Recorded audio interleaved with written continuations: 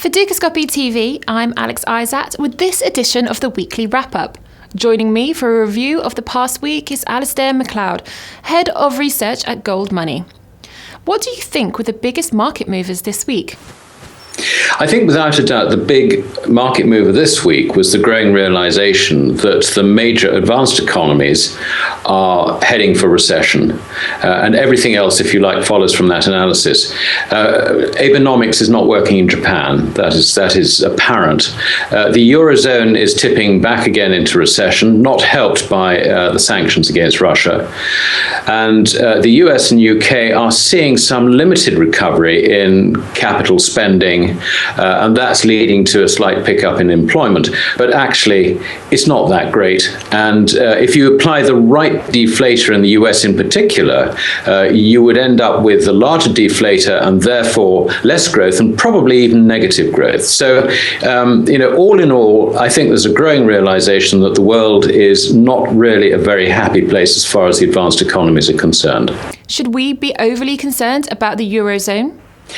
Yes, I think we should. This week we saw something very interesting, and that was that while bond yields on US Treasuries in particular were falling quite sharply, they were rising for Greece, Spain, and Italy.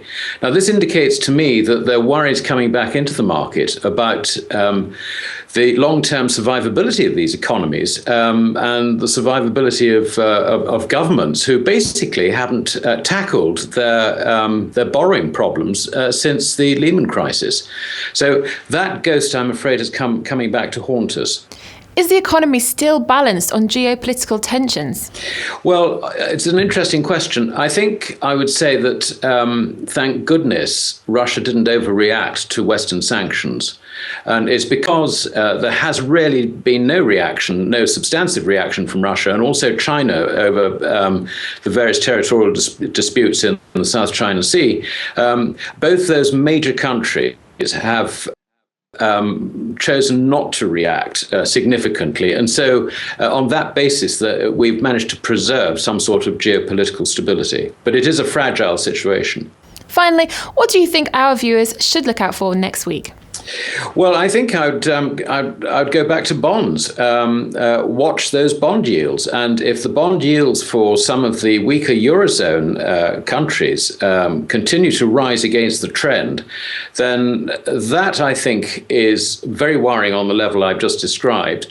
But also, remember that the owners of those bonds are banks. And Eurozone banks, some of them are quite highly geared, and they're not really in a position to take a significant rise in yields in Eurozone bonds. So that is something that could threaten financial stability. Now, we're a long way from that, I would hasten to add.